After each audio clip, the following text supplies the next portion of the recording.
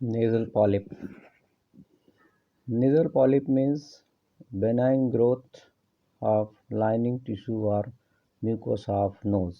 जब नाक की म्यूकस मेम्ब्रेन है उसमें इस तरीके से पॉलीपॉइडल ग्रोथ क्रिएट हो जाती है और वो ग्रोथ का जो नेचर है वो बेनाइन टाइप का होता है, तो आप उसको नेजल पॉलिपस बोलते हो। पॉलिपस हमेशा म्यूकस मेम्ब्रेन से ही ओरिजिनेट होता है। एक नॉर्मल जो कैजुअल फैक्टर होते हैं पॉलिपस के पीछे, नेज़ल पॉलिपस के पीछे, वो सबसे बड़ा एलर्जिक फैक्टर होता है। या तो रिकरेंट एलर्जिक फैक्टर है, क्रॉनिक रिकरेंसी ऑफ नोज़ हो रही एलर्जिक राइनाइटिस की तब भी हो सकता है, इन्फेक्टिव ओरिजिन भी हो सकता है, और infective allergic mixed both type हो सकता है। कई बार नॉन स्टेरॉयडल इन्फ्लेमेटरी ड्रग्स का भी साइड इफ़ेक्ट देखने को मिलता है कि बहुत सारे लोगों में पॉलिप डेवलप हो जाता है, लाइक एस्पिरिन एंड ब्रूफेन। तो जब कभी भी पॉलिप होगा, आगे मैं अभी पिक्चर में दिखाऊंगा, तो सबसे इम्पॉर्टेंट चीज़ जो कॉमन सिम्टम आते हैं कि हिस्ट्री ऑफ नेज़ल ब्लॉकेज हो जाएगा कि नाक बार बार बंद हो रही है, नाक से पानी आ रहा है, गले में खराश है, पोस्ट नेज़ल ड्रिप, नाक बंद होती है, स्मेल नहीं आ रही है, रिड्यूस हो गया है सेंस ऑफ स्मेल, ब्रीथ ठीक से नहीं पा रहे हैं, स्नोरिंग हो रही है, सिर में दर्द हो रहा है, तो स्लीप एपनिया हो रहा है, स्नोरिंग जो भी हमने बताया। तो इस तरीके के कॉमन सिम्टम हैं जो नेज़ल पॉलिप में आते हैं। तो इस तरीके से पॉलिप आप देखिए कि जो नेज़ल म्यूकस मेम्ब्रेन है वो नीचे हैंग डाउन कर गई है पॉलिप के रूप में। तो इस तरीके का जब नॉन नियोप्लास्टिक मास इडिमेटस बन जाता है नेज़ल म्यूकस मेम्ब्रेन में, उसको आप नेज़ल पॉलिप बोलते हैं। इस तरीके से देखिए अलग अलग पॉलिप आपको दिखाई पड़ रहे हैं। ये देखिए आपको हेल्दी साइनस इधर दिखाई पड़ रहा है, फिर इसमें पॉलिपस भी दिखाई पड़ रहा है, एसोसिएटेड साइनसाइटिस भी साथ में आपको दिखाई पड़ रही है। ये देखिए इस तरीके से पॉलिप आपको दिखाई पड़ रहे हैं अलग अलग जो है mucous membrane of nasal mucous membrane में। इथिमॉइडल भी दिख रहा है और मैक्सिलरी साइनस में भी आपको पॉलिप दिखाई पड़ रहे हैं। तो इस तरीके की पॉलीपॉइडल ग्रोथ जब नाक के अंदर हो जाती है तो आप उसको नेज़ल पॉलिप बोलते हो।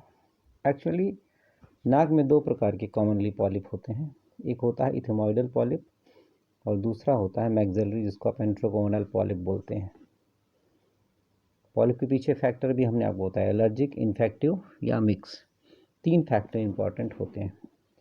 तो अब इथिमॉइडल रीजन में भी पॉलिप हुआ है, जो आपने इथिमॉइड साइनस पढ़ा था, या फिर मैक्सिलरी रीजन में हुआ है जो आपने मैक्सिलरी साइनस पढ़ा था। तो यहाँ पर एज ग्रुप देखिए कि जो इथिमॉइडल पॉलिप है ये एडल्ट्स में होता है और मैक्सिलरी साइड ये ज़्यादातर बच्चों में होता है। ईटियोलॉजी का सवाल है तो देखिए यहाँ पे एलर्जिक, सबसे ज़्यादा इथिमॉइडल पॉलिप जो है एलर्जिक ओरिजिन होगा, जबकि मैक्सिलरी पॉलिप जो है वो इन्फेक्टिव ओरिजिन होता है। नंबर, इथिमॉइडल पॉलिप हमेशा मल्टीपल होगा और एंट्रोकोनल जो होता है मैक्सिलरी पॉलिप ज़्यादातर एक होगा। ये बाइलेटरल हो सकता है, ये यूनिलेटरल हो सकता है। ये डिफ्रेंसिएशन जाना बहुत ज़रूरी है। ओरिजिन इसमें इथिमॉइडल साइनस में होगी और यहाँ पर मैक्सिलरी साइनस में होगी। ग्रोथ का जो जहाँ तक सवाल है कि यदि ये पैदा होगा तो एंटीरियर साइड में आता है। इथिमॉइडल पॉलिप हमेशा एंटीरियर साइड में आएगा और में प्रेजेंट एट दी नर्स, जो नाक का छेद है उस तरफ जाएगा, और जबकि एंट्रोकोनल जो मैक्सिलरी पॉलिप है वो बैकवर्ड जाता है, पीछे की तरफ जाता है, सॉफ्ट पैलेट की तरफ। साइज़ यहाँ पर स्मॉल ग्रेप्स लाइक मासेज हैं कि मल्टीपल हैं, और यहाँ पर जो है ट्राइलोब्ड साइज होगा, एंट्रोकोनल ट्राइलोब साइज होगा। Recurrency is very common because of allergic factor, जबकि यदि एक बार इसको रिमूव कर दिया जाए मैक्सिलरी साइनस को तो दोबारा नहीं होगा। ट्रीटमेंट पॉलीपेक्टोमी दोनों का है, तो जो इथमाइडेक्टोमी के साथ भी हो सकता है या एंडोस्कोपिक सर्जरी होगी, निकाल दिया जाएगा। तो ये कॉमन डिफरेंशिएटिंग पॉइंट है जो इथिमॉइडल पॉलिप को एंट्रोकोनल पॉलिप से डिफरेंशिएट करते हैं। अब यहाँ पे देखिए हमने पॉलिप को दो तरीके से बता दिया कि बायलैटरल इथिमॉइडल पॉलिप होगा या मैक्सिलरी होगा, इसको आप एंट्रोकोनल पॉलिप बोलते हैं, ये मैक्सिलरी पॉलिप है। अब यहाँ पे पिक्चर में देखिए ये है बायलैटरल इथिमॉइडल पॉलिप जो इथिमॉइड से जो है पैदा हुआ है। ये देखिए मल्टीपल आपको दिखाई पड़ रहे हैं, इथिमॉइड साइनस के पॉलिप जो आपको मल्टीपल जो है दिखाई पड़ रहे हैं। अब बात आती है ईटियोलॉजी की, कि वही ईटियोलॉजिकल फैक्टर हैं जो भी आपने देखे। इस तरीके से कॉमन ईटियोलॉजिकल फैक्टर होंगे। सबसे इम्पॉर्टेंट चीज़ यदि बार बार नाक में इस तरीके से सर्दी जुकाम होगा तो आगे चल करके इसमें जो है पॉलिप ग्रेजुअली डेवलप हो जाएगा। पैथोजेनेसिस का सवाल है वही कि एक्स्ट्रा सेलुलर फ्लूइड रिटेंशन होगा, पॉलीपोडल ग्रोथ हो जाएगी, है ना, एडिमेटस शुरू में होगा और धीरे धीरे वो पेडुंकुलेट होगा, धीरे धीरे लटकना शुरू हो जाएगा। देखिए आप सब कुछ due to gravity excessive sneezing, है ना, ग्रेविटी की वजह से धीरे धीरे ये नीचे की तरफ आएगा। तो दिस इज द पैथोलॉजी। यहाँ पे भी देखिए उसी तरीके की पैथोलॉजिकल अर्ली स्टेज में क्या होगा, फिर ग्रेजुअली धीरे धीरे समीकोसा में क्या चेंज आएगा, है ना। तो ये सीरस फ्लूइड इकट्ठा हो गया और यहाँ पर जो है इस तरीके का क्रिएशन हो गया। अब बात आती है साइट ऑफ ओरिजिन की। Multiple nasal polyp always rise from the lateral wall of nose, usually from middle meatus. The common site uncinate process, bulla, ostia, तो ये मिडिल सरफेस, तो ये common site of this polyp. अब ये symptom का जहाँ तक सवाल है तो ये सबसे इम्पॉर्टेंट सिम्टम यहाँ पर है कि ये ज़्यादातर एडल्ट्स में होगा। नाक बंद रहेगी पेशेंट की, लॉस ऑफ स्मेल हो जाएगा, सिर में दर्द होगा, छींकें आएंगी, वाटर डिस्चार्ज आएगा और कभी कभी आपको प्रोट्रूडिंग मास भी दिखाई पड़ सकता है। आगे चल कर के साइन में देखिए, ये देखिए आपको एंटीरियर राइनोस्कोपी जब आप करते हैं, सामने से जो है राइनोस्कोप लगा करके नाक को सामने से देखते हैं तो आपको सामने क्लियर पॉलिप दिख रहा है, स्मूथ है, डिस्टिलिंग है, ग्रेप्स लाइक है, पेल इन कलर है, सेसाइल भी हो सकता है, मतलब लटकता हुआ या पेडुंकुलेटेड चिपका हुआ, insensitive to probe, don't bleed on touch, multiple और बाइलेटरल। उसके बाद है जब चूंकि पॉलिप बड़ा होगा तो नाक भी चौड़ी हो जाएगी, तो ब्रॉडनिंग ऑफ नोज, तो यहाँ पर नाक भी पेशेंट की चौड़ी हो जाती है, तो है ना, और ये धीरे धीरे प्रोट्रूड करेगा। It protrude from nostril and appear pink as vascular, है ना, किसके जैसा दिखाई पड़ेगा, नियोप्लाज्म जैसा, और साथ में पुरुलेंट डिस्चार्ज होगा।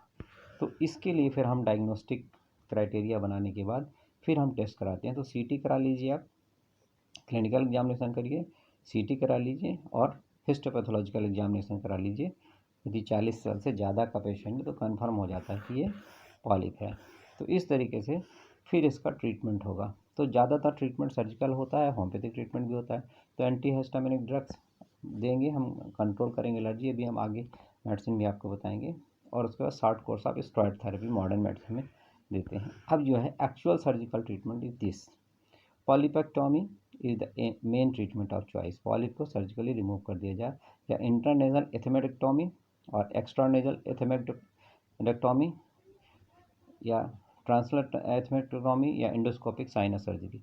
तो this is the main treatment of choice. अब बात आती है एंट्रोकोनल। तो एंट्रोकोनल जिसको मैक्सिलरी साइनस में बोलते हैं, यहाँ पिक्चर में दिख रहा है मैक्सिलरी साइनस में मल्टीपल पॉलिप आपको दिखाई पड़ रहे हैं। तो ये देखिए साइट ऑफ ओरिजिन कहाँ है, arising from mucosa of maxillary antrum near its accessory ostium, come out of it and grow in the कॉन्टा इज कोना एंड नेजल कैविटी। तो ये क्लियर दिखाई पड़ रहा है कि ये इस तरीके से मैक्सिलरी साइनस में ओरिजिनेट हो रहा है। इसके 3 पार्ट भी दिखाई पड़ रहे हैं, एंट्रल, कोएनल एंड नाजल। तो इस तरीके से इसके 3 पार्ट होते हैं जो मैक्सिलरी साइनस में पैदा हो रहा है। ज़्यादातर सोलेटरी होता है, पहले भी आपको बता चुके हैं कि ये सोलेटरी जो है ओरिजिन होता है, एक ही निकलेगा ज़्यादातर, जबकि इसके पहले जो आपने फर्स्ट वाला देखा था उसमें क्या थे, मल्टीपल साइनस थे, सॉरी मल्टीपल पॉलिप थे, but this sinus is here the multiple sinus enteroconal. Etiology, the cause is unknown. Allergic factor, children's, young adults, single or unilateral. फिर सिम्टम्स देखिए वही हैं same, nasal obstruction, voice thick हो जाएगी, nasal discharge होगा, sign वही है। Anterior rhinoscopy में आपको इस तरीके से कम मिल सकता है, लेकिन पोस्टीरियर राइनोस्कोपी में आपको पूरा मिलेगा। Large smooth greyish mass covered with nasal discharge, soft can be move up and down. तो इस तरीके से प्रोट्रूजन इसका होगा from nostrils, pink congested. Sign देखिए पोस्टीरियर राइनोस्कोपी, आपने उसके पहले जो देखा था मैक्सिलरी के पहले आपने देखा था इथिमॉइडल में एंटीरियर एंडोस्कोपी में पूरा मिला था, और यहाँ पर आपको पोस्टीरियर राइनोस्कोपी करना पड़ेगी, और पोस्टीरियर राइनोस्कोपी में आपको इस तरीके का अपीयरेंस आपको क्लियर दिखाई पड़ेगा। ये ग्लोबुलर मास फिलिंग द कॉन्टाइन एसोफेरिंग्स, लार्ज पॉलिप में have down behind soft palate and present in oropharynx. तो ये इस प्रकार के पॉलिप में आपको पोस्टीरियर राइनोस्कोपी में ज़्यादा जो है फाइंडिंग्स मिलेंगी, जबकि इसके पहले जो आपने देखा था उसमें आपको एंटीरियर राइनोस्कोपी में आपको फाइंडिंग्स मिली थी। फिर इन्वेस्टिगेशन सेम है, उसी तरीके से नेजल एंडोस्कोपी होगी, एक्सरे हो सकता है पैरानेजल साइनस का, और लेटरल भी हो सकता है। ट्रीटमेंट सेम है, उसी तरीके से जो आपने किया। साइनस सर्जरी होगी, एंडोस्कोपिक साइनस सर्जरी मतलब पॉलिपेक्टोमी। ये देखिए इथिमॉइडल हम बात कर रहे थे उसके पहले, ये एंट्रोकोनल, ये दोनों पॉलिप आपको दिखाई पड़ रहे हैं। ये देखिए हमने आपको ये फर्स्ट में शुरू में ही आपको बताया था कि जो इथिमॉइडल पॉलिप है ये हमेशा मल्टीपल होते हैं, और एंट्रोकोनल जो होगा वो सॉलिटरी होगा, है ना। तो एंट्रोकोनल जो पॉलिप होते हैं, जिसको आप मैक्सिलरी पॉलिप बोलते हैं, ये ज़्यादातर सॉलिटरी होते हैं। तो ये मैक्सिलरी साइनस से निकलते हैं, ज़्यादातर सॉलिटरी होते हैं। ये मैं कह रहा हूँ ज़्यादातर सॉलिटरी होते हैं, लेकिन ऐसा नहीं कि एक ही होगा, लेकिन लगभग सॉलिटरी होते हैं। अब बात आती है होम्योपैथिक ट्रीटमेंट की। तो सर्जिकल ट्रीटमेंट तो है ही important medicine. Allium cepa is very good medicine for such type of this and ammon carb is very good medicine. Apis mellifica is very good medicine for such type of the polyp, and next cadmium sir, this is very good medicine for the polyp, and calcareous carb very good medicine for polyp। कालीबैक्रोम ये भी बहुत अच्छी medicine है, यहाँ पर हमने indications भी आपको दिए हुए हैं पूरे। Lemna minor is very good medicine. Next natrum acid nitric is very good medicine for polyp. So these are the important medicine, nitric acid, lemna minor, kali bichrome, calcarea carb, cadmium sulph, apis mellifica, arsenic ammon carb. And इसके अलावा arsenic album भी आप इस पे add कर सकते हो, arsenic album and arsenic आयोड। तो दी आर दी, और इसके अलावा जो आर्सेनिक एल्बम है, आर्सेनिक आयोड भी इम्पॉर्टेंट मेडिसिन है जो अक्सर हम प्रिस्क्राइब करते हैं पेशेंट को। तो यहाँ दो चीज़ जानना जरूरी है कि इथिमॉइडल पॉलिप ये हो रहा है या मैक्सिलरी पॉलिप हो रहा है। तो यहाँ पर आपको डायग्नोस्टिक जो टेस्टिंग जब आप करते हो तो जो है रिकरेंसी में ध्यान दीजिए, बार बार हो रहा है, ठीक हो गया था इसके पहले, तो रिकरेंसी आपको इथिमॉइडल में मिलेगी। मैक्सिलरी में आपको एक बार निकलवा दिया पेशेंट ने सर्जरी, फिर नहीं होगा। और जब कभी भी ग्रोथ है तो जो इथिमॉइडल की ग्रोथ है ये मोस्टली एंटीरियरली मिलेगी, और मैक्सिलरी की जो एंट्रोकोनल है वो पीछे की तरफ मिलेगी, बिहाइंड, मतलब जो पीछे की तरफ नाक का छेद है उस तरीके से, उस पोस्टीरियर जो है राइनोस्कोपी जब करेंगे वहाँ पर फाइंडिंग्स मिलेगी। और इथिमॉइडल अभी हमने बताया था कि ज़्यादातर नंबर मल्टीपल होते हैं, और एंट्रोकोनल में, मैक्सिलरी में, साइनस में यदि पॉलिप है तो ज़्यादातर सॉलिटरी या एक ही पॉलिप आपको मिलेगा।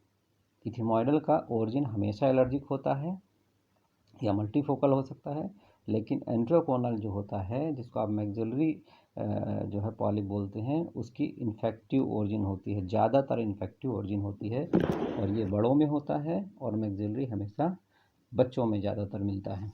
तो मैक्सिलरी साइनस बच्चों में मिलता है, और इथिमॉइडल जो होता है वो ज़्यादातर बड़ों में मिलता है, एडल्ट्स में।